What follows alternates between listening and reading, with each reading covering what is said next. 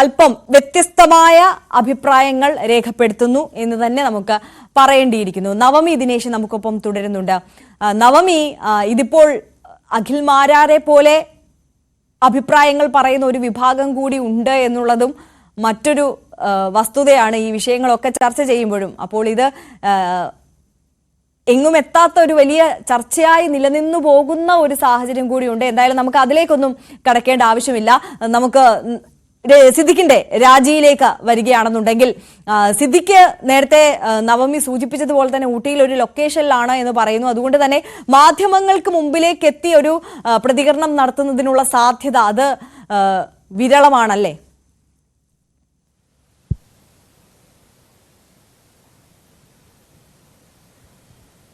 ആര്യ, അഖിൽ മാരാറ് പറഞ്ഞതിൽ നിന്നും എന്റെ ഒരു വിയോജിപ്പ് ഞാൻ രേഖപ്പെടുത്തിക്കോട്ടെ. മലയാള സിനിമയിൽ ഇത്തരത്തിലുള്ള ഓരോ സംഭവങ്ങൾ, അല്ലെങ്കിൽ കാസ്റ്റിംഗ് കൗച്ച് ആയിക്കോട്ടെ, സ്ത്രീകൾക്കുള്ള വേതനം ആയിക്കോട്ടെ, അല്ലെങ്കിൽ ലൈംഗികമായിട്ടുള്ള ഉപദ്രവം ആയിക്കോട്ടെ, ഇതൊക്കെ അല്ലെങ്കിൽ ഇത്തരത്തിലുള്ള ഗോസിപ്പുകൾ നമുക്ക് അറിയാത്ത കാര്യമൊന്നും അല്ലല്ലോ എന്നൊക്കെ പറയാം. പക്ഷേ അതിനൊക്കെ മാറ്റിവെച്ചാൽ ഇത് സർക്കാരിന്റെ ഒരു റിപ്പോർട്ടാണ്.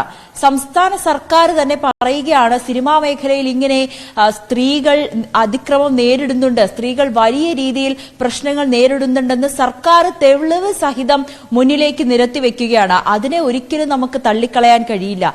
അത് ഉൾക്കൊണ്ടുകൊണ്ട് തന്നെ മുന്നോട്ട് പോകണം. മേഖലയിൽ, മാധ്യമ മേഖലയിലും ഇല്ലേ ഇത്തരത്തിൽ സ്ത്രീകൾ പ്രശ്നങ്ങൾ നേരിടുന്നത് എന്നുള്ള ചോദ്യങ്ങളുണ്ട്. അത് ജഗദീഷ് പറഞ്ഞ മറുപടി തന്നെ ഞാനിവിടെ ഉപയോഗിക്കുകയാണ്. എല്ലാ മേഖലയിലും ഇല്ലേ, അതുപോലെ സിനിമാ മേഖലയിലും എന്ന് പറയുന്നത് ഒരിക്കലും ഒരു പരിഷ്കൃത സമൂഹത്തിന് ചേർന്നതല്ല. തങ്ങളുടെ മാധ്യമ ലോകത്ത് അല്ലെങ്കിൽ തങ്ങളുടെ സിനിമാ ലോകത്ത് അത്തരത്തിൽ സ്ത്രീകൾ പ്രശ്നങ്ങൾ നേരിടുന്നുണ്ടെങ്കിൽ അവരെ ഒപ്പം നിർത്തി അവർക്കത് പുറത്തേക്ക് പറയാനുള്ള ആർജവം അതുണ്ടാകണം. അതാണ് നമ്മളിവിടെ ഒരുക്കി കൊടുക്കേണ്ടത്. നമ്മുടെ അത് ഏത് ഉന്നതനായിക്കോട്ടെ, അത് നമ്മുടെ മാധ്യമ ലോകത്തായിക്കോട്ടെ, അല്ലെങ്കിൽ സിനിമാ മേഖലയിലായിക്കോട്ടെ, മറ്റേത് പ്രൊഫഷണലായിക്കോട്ടെ, അങ്ങനെ ആരോപണ വിധേയരുണ്ടെങ്കിൽ, ഒരു സ്ത്രീ അങ്ങനെ ഒരു പരാതിയുമായി മുന്നോട്ട് വരുന്നുണ്ടെങ്കിൽ അത് അവർക്കെതിരെ നടപടിയെടുക്കണം. പിന്നീട് അത് നിയമ നടപടിയുമായി മുന്നോട്ട് പോകണം. ആദ്യം നമ്മൾ ചെയ്യേണ്ടത് അങ്ങനെ പുറത്തു പറയുന്ന സ്ത്രീകളെ നമ്മൾ ഒപ്പം നിർത്തുക, അവരെ കേൾക്കാൻ തയ്യാറാവുക, അവരുടെ പരാതി പരിഗണിക്കുക എന്നത് തന്നെയാണ്. അല്ലാതെ ഇത്തരത്തിലുള്ള എല്ലാ മേഖലകളിലും ഇല്ലേ എന്നുള്ള ചോദ്യമൊക്കെ ഇപ്പോഴും പ്രസക്തമാണെന്ന് എനിക്ക് തോന്നുന്നില്ല. ഇതെന്റെ വ്യക്തിപരമായിട്ടുള്ള അഭിപ്രായം. ഇനി ആര്യ ചോദിച്ചതിലേക്ക് വന്നാൽ, നമുക്ക് ഈ സിദ്ദിഖിന്റെ രാജിക്കത്തിൽ നിന്ന് തന്നെ തുടങ്ങാം. പ്രസിഡന്റ് മോഹൻലാലിന് അയച്ചൊരു കത്താണ്. എനിക്കെതിരെ വന്നുകൊണ്ടിരിക്കുന്ന ആരോപണങ്ങൾ താങ്കളുടെ ശ്രദ്ധയിൽ പെട്ടിരിക്കുമല്ലോ. ഈ സാഹചര്യത്തിൽ അമ്മയുടെ ജനറൽ സെക്രട്ടറി സ്ഥാനത്ത് നിന്നും ഞാൻ സ്വമേധയാ രാജിവെക്കുന്നതായി താങ്കളെ അറിയിച്ചു കൊള്ളട്ടെ. വിശ്വസ്തയോടെ സിദ്ദിഖ്. ഈ ഒരു കത്ത് അമ്മ പ്രസിഡന്റ് മോഹൻലാലിന് അയച്ചുകൊണ്ടാണ് ഔദ്യോഗികമായി താൻ അമ്മ ജനറൽ സെക്രട്ടറി സ്ഥാനത്ത് നിന്നും രാജിവെക്കുന്നു എന്ന് പ്രഖ്യാപിച്ചുകൊണ്ട് സിദ്ദിഖ് രംഗത്തെത്തിയത്. സിദ്ദിഖ് ഇപ്പോൾ ഊട്ടിയിലെ ഒരു സിനിമാ ലൊക്കേഷനിലാണ്. ഇല്ലെങ്കിൽ മാധ്യമങ്ങൾക്ക് മുന്നിൽ വന്നുകൊണ്ട് തന്നെ താൻ തന്റെ രാജി അറിയിക്കുമായിരുന്നു എന്നുകൂടി സിദ്ദിഖ് പറഞ്ഞു വെക്കുന്നുണ്ട്. നമുക്ക് ഈ സംഭവത്തിന് ആസ്പദമായിട്ടുള്ള കാര്യം പരിശോധിക്കുകയാണെങ്കിൽ ആ പത്രസമ്മേളനത്തിൽ തന്നെ വ്യക്തമാകുന്ന കാര്യമാണ്. ഇതിനു മുൻപും ഈ സിദ്ദിഖിനെതിരെ പരാതിയുമായി വർഷങ്ങൾക്ക് മുൻപ് ഈ പെൺകുട്ടി രംഗത്തെത്തിയിരുന്നു. ആ പെൺകുട്ടി പറയുന്നതനുസരിച്ചാണെങ്കിൽ ഇതൊരു പോക്സോ വകുപ്പാകാനാണ് സാധ്യത. കാരണം പ്രായപൂർത്തിയാകുന്നതിന് മുൻപാണ്, അതായത് +2 കാലഘട്ടം കഴിഞ്ഞ സമയത്താണ് ഇങ്ങനെ സിനിമാ ആഗ്രഹവുമായി താൻ സിദ്ദിഖിനെ പരിചയപ്പെടുന്നതും പിന്നീട് സിദ്ദിഖിൽ നിന്നും ഇത്തരത്തിൽ വളരെ മോശകരമായിട്ടുള്ള അനുഭവം തനിക്കുണ്ടായതും. അന്ന് ആ സമയത്ത് താൻ ഒരുപാട് പേടിച്ചിരുന്നു. പുറത്തു പറയാൻ കഴിയാത്ത സാഹചര്യമായിരുന്നു.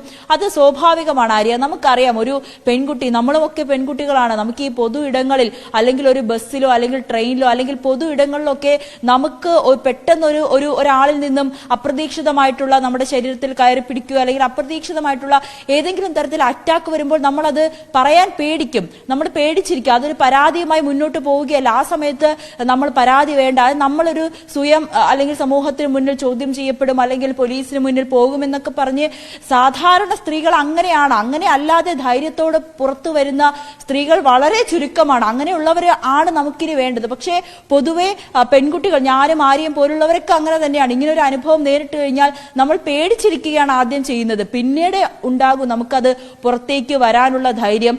അല്ലാതെ ഇത്രയും നാൾ പരാതി പറഞ്ഞില്ല, പെട്ടെന്നൊരു പരാതി വരുന്നത് അത് വെറുതെ അല്ലേ എന്നുള്ളൊരു ചോദ്യം അവിടെ അപ്രസക്തമാണ്. എന്തായാലും ഈ പെൺകുട്ടിയും അത് തന്നെയാണ്. പിന്നീട് സിദ്ദിഖിനെതിരെ പരാതി നൽകുന്നു, മെയിൽ അയക്കുന്നു.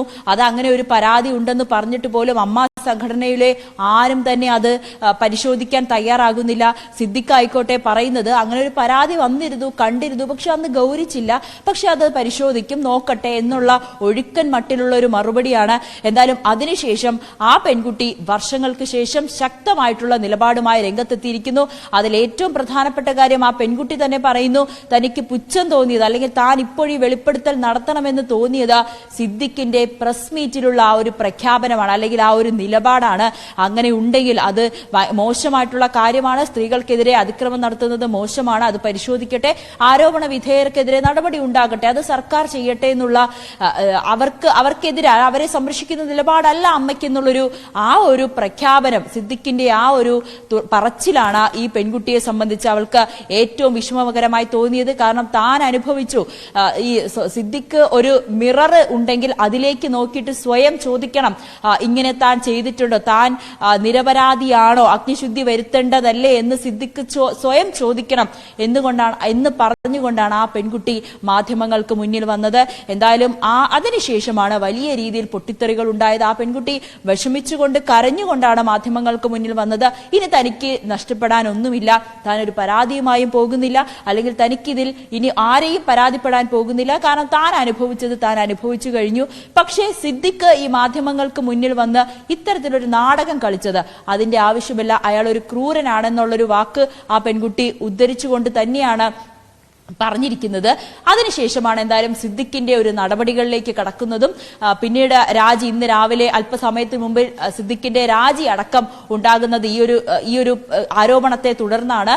ഈ ആരോപണം വന്നതിന് ശേഷം ഇന്നലെ ഉച്ചയോടുകൂടി തന്നെയാണ് ഈ പെൺകുട്ടി ആരോപണവുമായി രംഗത്തെത്തുന്നത്. അതിനുശേഷം അമ്മ സംഘടനയിലുള്ളവർ തന്നെ, അനൂപ് അടക്കമുള്ളവർ ഈ മോഹൻലാലിന് കത്തയക്കുന്നു, അല്ലെങ്കിൽ അവരവരുടെ നിലപാട് പ്രഖ്യാപിക്കുന്നു.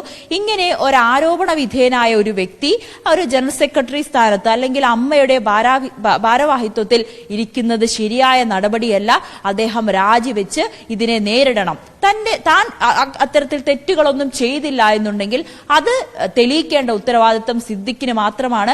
സിദ്ദിഖ് അങ്ങനെ തെളിയിച്ചാൽ മാത്രം അമ്മ എന്ന സംഘടനയുടെ പദവിയിൽ തിരിച്ചെത്താം അല്ലെങ്കിൽ തിരിച്ചെടുക്കാം എന്നൊരു നിലപാട് ഒപ്പമുള്ള താരങ്ങൾ പറയുന്നുണ്ട്. അങ്ങനെ പറഞ്ഞ അനൂപ് അടക്കമുള്ള അങ്ങനെ നിലപാടെടുക്കാൻ അനൂപ് അടക്കമുള്ള താരങ്ങൾക്ക് കഴിഞ്ഞുവെങ്കിൽ അതിനെ നമ്മൾ അഭിനന്ദിച്ചേ മതിയാകൂ. എന്തായാലും മറ്റ് തർക്കങ്ങളിലേക്കോ അല്ലെങ്കിൽ ആ പെൺകുട്ടിയെ നിഷേധിക്കാനോ ഒന്നും തന്നെ പോകാതെ സിദ്ദിഖ് ആദ്യം തന്നെ താൻ ഈ സ്ഥാനത്ത് നിന്നും രാജിവെക്കുന്നു എന്ന നിലപാട് പ്രഖ്യാപിച്ചുകൊണ്ട് മറ്റ് നടപടികളിലേക്കൊക്കെ പോകാൻ അല്ലെങ്കിൽ നിയമ നടപടിയുമായി മുന്നോട്ട് പോകാൻ തന്നെ സിദ്ദിഖും തീരുമാനിച്ചു എന്നുള്ള കാര്യമാണ് ഇവിടെ ഏറ്റവും പ്രധാനപ്പെട്ട കാര്യം.